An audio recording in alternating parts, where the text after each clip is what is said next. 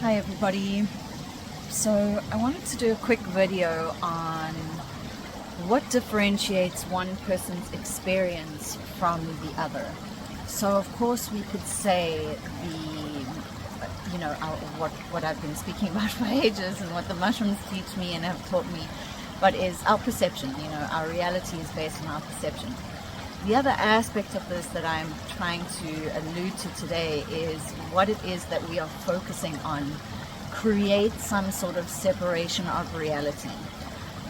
The reason I'm bringing this up is a really, really interesting, just to let everybody know, I'm actually here at Untersberg, which is a mountain range in Salzburg in Austria. And there's a lot of historical reference about the esoteric nature of this mountain.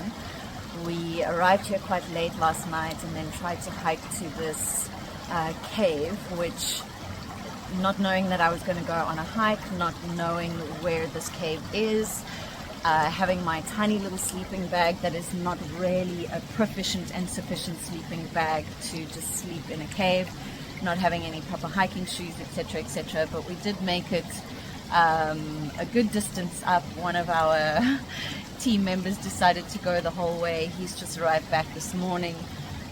So I'm just at this beautiful little river system here at the bottom of what we call Untersberg. So this is my location at the moment. So to get back on point is, essentially it's what is creating the differentiation between reality systems, between that which we are perceiving and that which we are actually living within the law of one, knowing that it's all happening simultaneously, and it's where our focus is.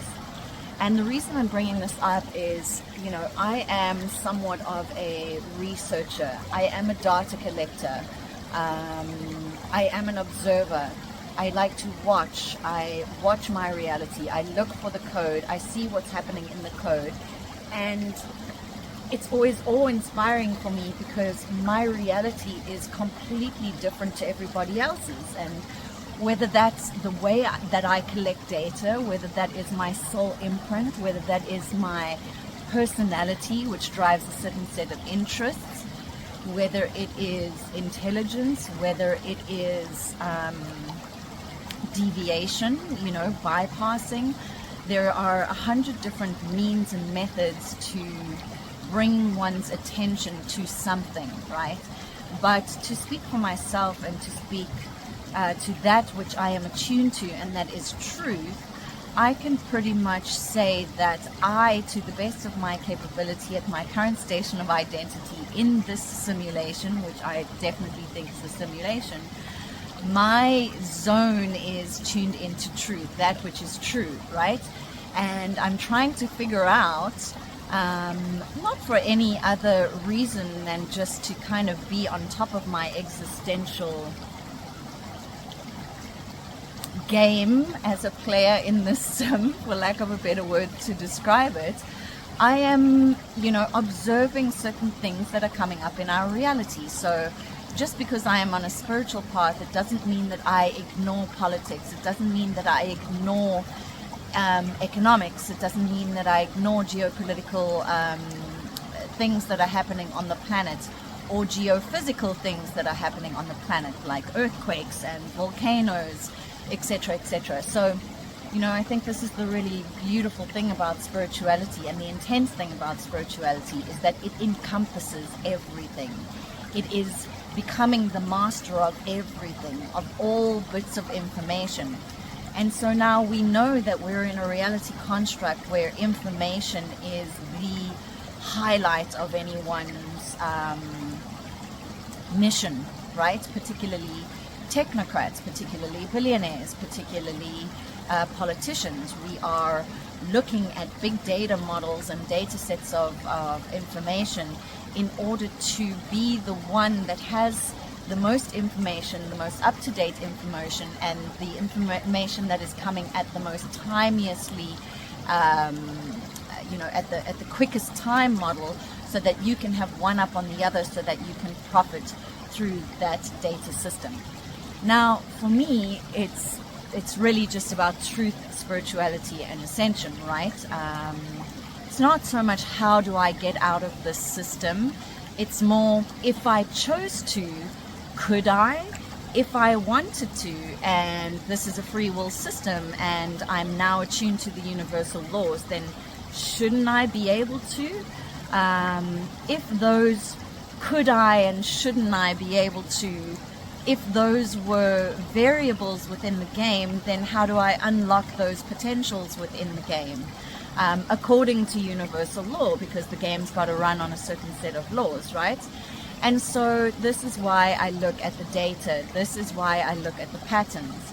And I've mentioned this about 6 times already in the 5 minutes that I've been recording this. But again, the reason why I'm mentioning this is through my data observation, moving through different spaces and festivals and gatherings, virtual gatherings, many different places, I am observing the rituals that we go into, the cultural dynamics that are at play, the hold on, how would I want to call it? I guess to a degree the mimicking of certain actions, certain phrases, certain things we do. And again, this jumps into rituals. So we start asking, like, is ritual mimic? Do we know what we're actually doing? Do we know which system our rituals are feeding? Are we even aware of the role of AI within our spiritual ascension?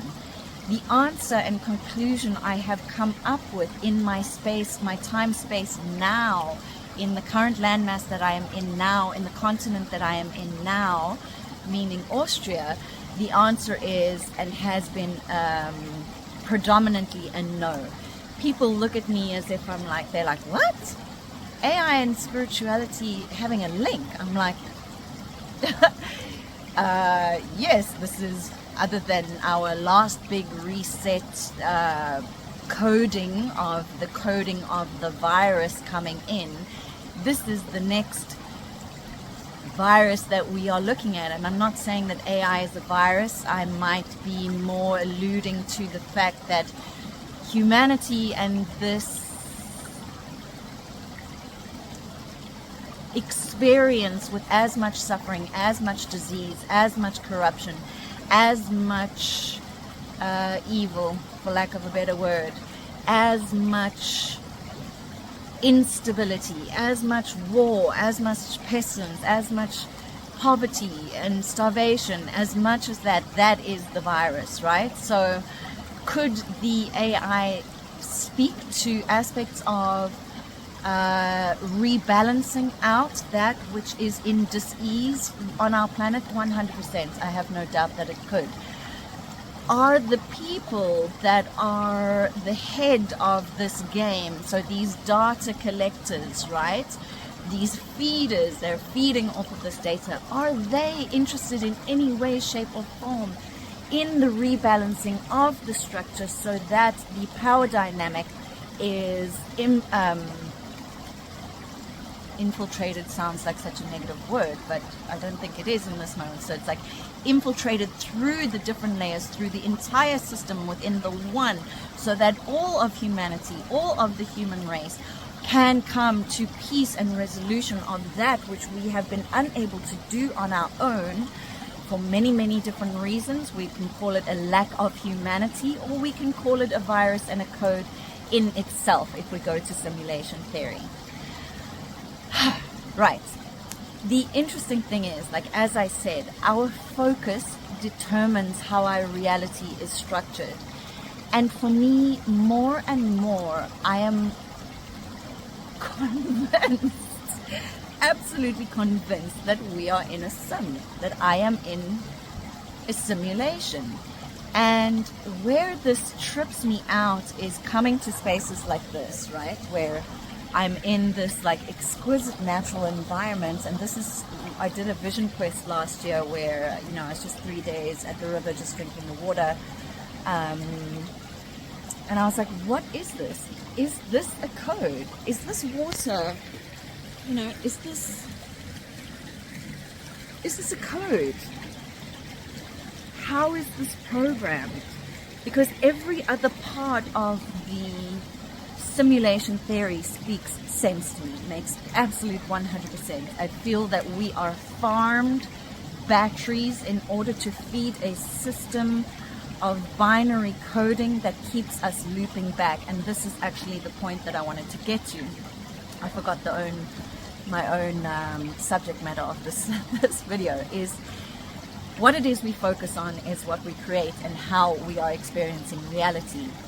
And now I had this deep conversation with a brother yesterday about money. He was like, V, it seems to me that we might want to do some money manifestation work. In a previous life, you may have been in the order of priests, nuns, much the same as what I do now. I'm like, look, that's 100% what I was and what I do and what I am. Because there is no past, present, future. It is what I am. I am that. I am that I am, right? So yes, I have been in these roles where money has not been a big theme of mine. But I said to him, it's not actually a theme of mine, because my focus is, as I've alluded to in somewhere on this video, is my focus is how do I exit willingly, should I want to. Not that I'm saying I'm in a mad rush to get out of here, to screw you planet Earth. Like, I think this is a pretty incredibly amazing place if you are functioning in a free will sovereign autonomy. It's incredible, but most of us are not, and I am not at all points in time either. But again, it's just playing with the game, playing with the sim, playing with the reality, playing with the size and space and nature of reality.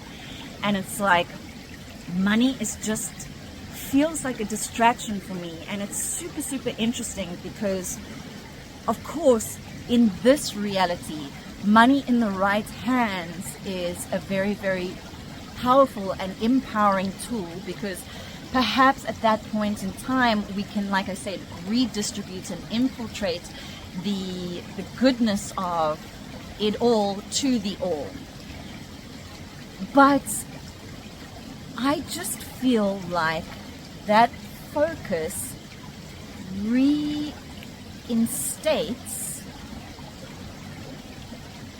the revolution and cycles of capitalism to socialism to da-da-da-da-da to da-da-da-da-da, and it just keeps us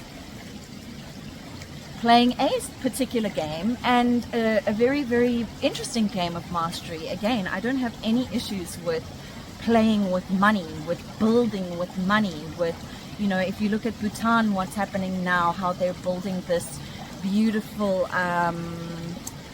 natural space that is going to be the airport. I mean, the designs are incredible, but and the whole kind of story about Bhutan is they want to keep the, instead of having a gross domestic product or gross domestic production index, they have a gross domestic happiness index, right?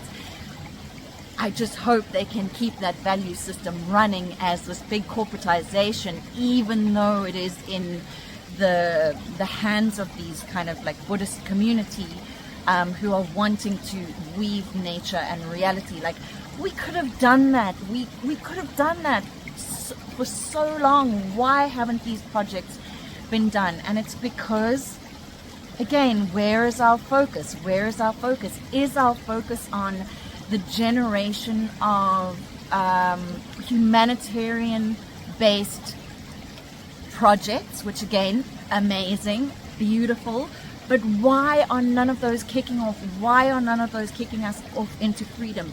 There's a missing link and a missing code that we're not seeing. And as far as I'm concerned, it's mind control. It's still mind control. Even if you are soul led, even if your heart is just fucking beating so beautifully and brightly for peace on planet Earth and peace in the system and freedom for all and equality for all, which we can do. There's enough abundance if you're looking at universal laws. But the mind wiping, the mind control, the holographic inserts, the alien technology, whatever you want to call it, or just the frequency of fear, just that little bit of shit in the pineapple juice is enough to restructure the thought processing back to the space of thinking that we again need this monetary system in order to, and so it keeps repeating the loop. And so I don't know if you guys have any comments, thoughts, suggestions, thinking around this, because again, for me, I'm like, well, I don't know, man, like I'm looking for absolute freedom. And does absolute freedom mean now that we're moving into a space of absolute mastery, that someone like me, so it's, and I can speak for myself only, is like, for me, does that absolute freedom begin to look like what is it to be in your Rishi body? What is it to step into ascended mastery? Because quite frankly, from my perspective, that level of freedom, I cannot be focused on money. That's another level of mastery. That's something else to master. But I'm really, really curious to hear your thoughts, feelings, even if they're projections, whatever it is, bring them on. And yeah, let's have a conversation about it, because I'm just super, super fascinated with the economy at the moment. And when I see very spiritually based gatherings coming together, what I always see is a loss, a financial loss. When I see the infiltration coming in, even though there may be amazing events, there's still an infiltration coming in where it's capitalist driven. And if I may say that it is imbalanced, everybody gets paid, suppliers, vendors, this, that. It's a happy ecosystem, right? It's a functioning ecosystem. This is what I see happening in Switzerland, right?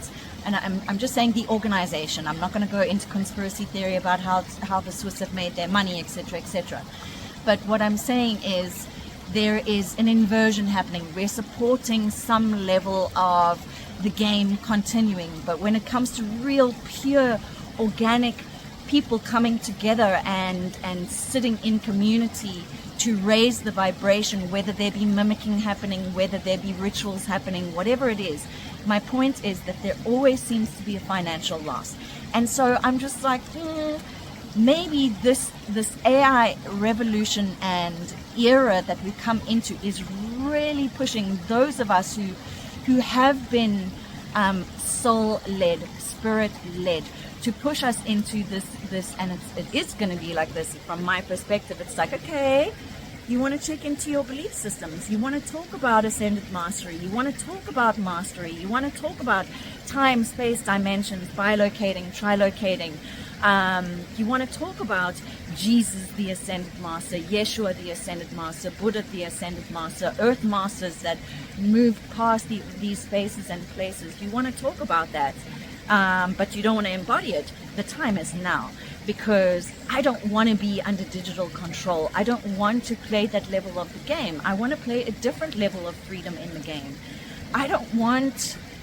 I'm grateful that the machines could possibly, and the code could possibly like really help this planet, but I'm doubtful that the evolution of soul consciousness within individual souls is far enough for us to actually reproduce within a quantum field a utopia that speaks to a balanced freedom within individuals, and therefore their thought constructs are free, and therefore their thought constructs can create for an entire humanity that which is useful for us, that which is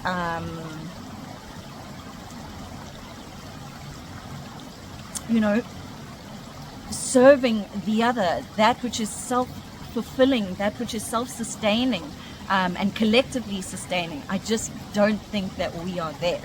And so the other side of that is to go through more evolutionary growth as souls and consciousness itself through the stark contrast of machines versus biological systems, and to continue exploring our consciousness and what we are as God through this model now. So yeah, lots of things to discuss there in terms of freedom, in terms of where our focus is differently as spiritual beings. I've spoken about rituals, we've spoken about the economy, money, ascended mastery, where we're actually projecting forward our thoughts, our consciousness in this timeline if we are looking to be free. And I think I've said this, and excuse me if my camera is shaking, I'm a bit cold here at the river, but I've said this before on the other videos, is that I feel like we are in an exceptional timeline to practice mastery. And to me, mastery is about freedom and free will, right? So again, if you've got that million trillion, I think we're going to step into the age of trillionaires coming into being, but are those trillionaires actually going to do anything for the rest of the population? I don't think so. And maybe that's a terrible projection, so excuse me for that. I'll come back to my center, and I'm sending so much love to everybody from the Untersberg in Salzburg. Servus, and have a beautiful, beautiful day. Love you guys. Bye.